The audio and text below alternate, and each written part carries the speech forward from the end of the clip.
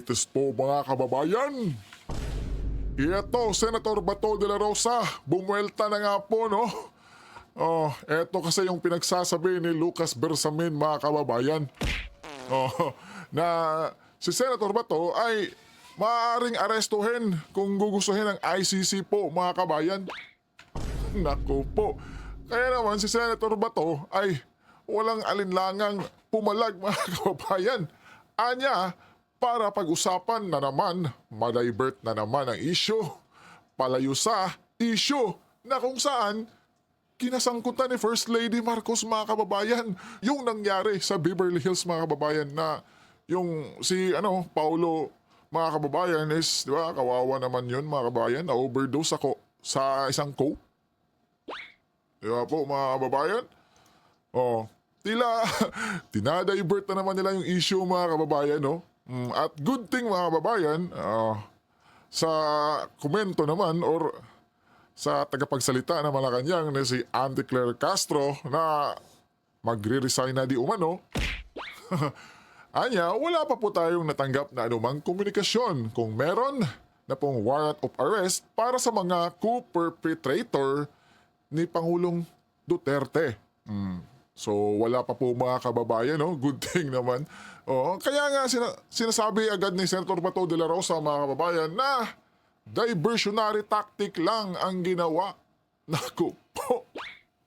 Para malihis, mga kababayan, no? Yung atensyon kay Bato, mga kababayan. Di ba po? Grabe talaga itong administrasyong na ito, mga kababayan. Di ba? Di ba? At dagdag pa po ni Senator Bato de la Rosa, mga kababayan, ay kinumpirma niya na hindi na siya dadalo sa gaganaping SONA ng Pangulong Marcos Jr., mga kababayan. Anya, alangan namang pupunta ako doon ng nakasimangot. Tama naman po, di ba? Pangit, di ba? Talagang pangit po, Senator Bato. Yeah. Ano po ang gagawin ni Senator Bato doon, mga kababayan? Makipagplastikan po? Di ba? Magpakamay-kamay kay BBM? Di ba po, mga kababayan? Alam nyo naman yung ginagawa ng Marcos admin ngayon, mga kababayan. Especially sa mga kakampi ni Tatay Digong, mga kababayan. Di ba po? Yung mga vloggers nga, mga kababayan, ay, di ba, pinupunteriya nilang patahimikin, mga kababayan. Tapos ngayon, pupunta si Senator Bato? Abay hindi. Di ba po? At eto pa po, mga kababayan, isang magaling na abogado, Mike Operario, mga kababayan, Attorney Mike, may panawagan, isang hair follicle test for the President and his family and the cabinet and Congress, mga kababayan. Ito ang maganda, mga kababayan, na mangyari talaga. Dapat kakasa yung mahal nating Pangulong Bongbong Marcos, mga kababayan. Di ba po? Dapat kakasa, mga kababayan, di ba? Pakinggan natin, mga kababayan, si Attorney Mike. Para po sa inyong lahat, ito po muli si Attorney Mike Operario. Yes. At sa wakas, nagpaunlak na rin ng interview ang Presidential Communications Office sa ilalim ng kanilang bagong appoint na secretary, si Secretary Dave Gomez. At eventually, si Claire Castro ay nagbigay na rin ng kanyang panayam ng press briefing after a few days niyang absent mula nang pumutok itong balita na ito. Yep. Ang paglabas ng coroner's report regarding sa pagkamatay ni Paulo Tantoco. At makikita nyo dito, uniform yung kanilang soundbites. Yay. Yung soundbites po, this is a marketing strategy na through a subliminal message, unti-unti nilang dinadala sa atin itong impormasyon na ito na parang hindi mo nahahalata. Pero kinukondisyon ng isip ng mga nakikinig that this thing is a private matter. That is their soundbite. Ito ayon kay Secretary Dave Castro, it is a private matter na hindi daw nila kailangan diskussin. Si Claire Castro, ang sabi niya, ito naman daw po ay isang pribadong bagay at yung mga pribadong tao na involved po dito, hindi makapagluksa ng tama. So this is the new strategy of Malacanang. This is the new tactic rather. Hindi siya strategy, it's a new tactic to Tama talaga yung sinabi ni attorney mga kababayan, no? Na yung mga reason nila, kumbaga mga kababayan, ay mukhang pare-pareho mga kababayan. Tila scripted kumbaga. Di ba po? Oh, create this narrative yes, attorney. and to condition the mind of the people that this death of Paulo Tantoco is a private matter. But we will not be fooled anymore. Tama, tama. You see clear, Secretary Gomez, we will not be fooled by these sound bites. Malinaw na malinaw po ang optics and it is not good for you. Ang larawang ipinipinta po nito nung nangyari nito at ang report from Beverly Hills, the coroner's report. This is not a police report, this is the coroner's report. Para itong medical legal report, an examination of the body, says that Paulo Tantoco died of drug overdose. Yun. This is not a private matter. You know why? Because they were in the company of First Lady. The First Lady, kahit na sabihin nyo ng hindi gumastos ng pera ng gobyerno si Paulo Tantoco to get there. Yung asawa niya is the Deputy Social Secretary in Malacanang. Naku po, yun pala. The First Lady and Yun her lang mga kabayan, no? official entourage, at least, kahit na hindi kasama si Paulo Tantoco dyan, ay ginastosan ng pamahalaan Tama. para makarating dyan. At ang Tama mga kababayan, yung ginasta nila, yung nagpa-party-party mga kababayan, pera natin yun. Yun lang po ang masaklap yan kabayan. ginawa nyo ay party-party kayo dyan. Yun. Kasama nyo ang ilang pang mga opisyalis ng pamahalaan. And supposedly, ginastosan din yan ng pamahalaan. And those are public matters. Those involves public interest. Public interest because ang question dyan is, what is cocaine doing in the midst of all these public officials? Bakit may droga dyan? Ang kasabihan, Yun po kabayan yung isang malaking katanungan, no?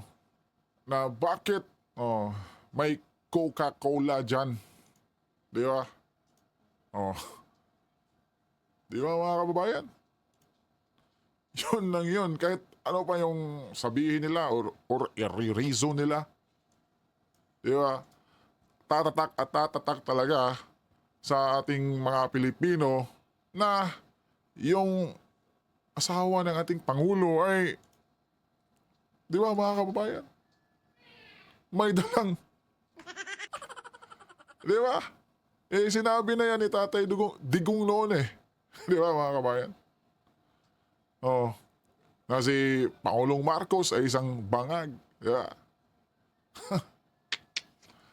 Nako po. Kaya, di mo talaga masisisi yung sambayanang Pilipino na yung kanilang nasa isip, yung First Lady ang may kagagawan.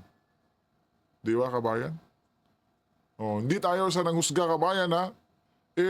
Kung pagtugma-tugmain natin di ba? Sinabi na ni Tatay Digong, noon pa yan mga kabayan, di ba po? Si Miss Cathy Binag, sinabi na yan, di ba? Marami na, sila Madam Maharlika. Kaya itong si Attorney Mike Operario mga kabayan, para matigil na ang mga akusasyon nila sa ating Pangulo, ay magpa-hair follicle test na. Di ba? Kung negative, edi wow kabayan. Di ba? Yun lang yun eh. Tapos ngayon kabayan, di ba, may balita na yung First Lady ay hindi sasama for the first time ata. Di ba? Sa kanyang may bahay na Pangulong BBM. Papuntang US. Di ba? Kasi di ba yung si Pangulong Marcos mga kabayan ay tila may meet up ata kay President Trump. Tapos ngayon, hindi sumama si Madam First Lady. Oh, ano ang nasa isip ng taong bayan ngayon? Oh, hindi. Natakot si madam. Yeah? Simple lang yun, kabayan, di ba po?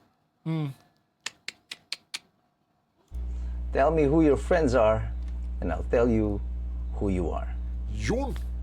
Ang inilalarawan nito sa mga ordinaryong Pilipino, tama si President Digong. Ang umpisa pa lang sinasabi na niya, bangag ang ating presidente, bangag ang ating first lady. And then all of a sudden, may ganitong report. Yun ang sinasabi ko po, kabayan, no? Di ba? Naku po.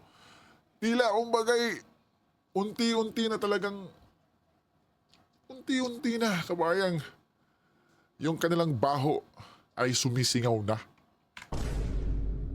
Di ba po? Somebody in the company of the first lady died of drug overdose. And the explanations that you are offering is not helping. Si Claire Castro and the PCO is not being effective communicators ng nais na mangyari ng Malacanang. Kaya umuugong na namang balita ngayon sa Malacanang, baka magsisibakan na naman dito sa PCO. At kung magsibakan man sila sa PCO, I will not be surprised.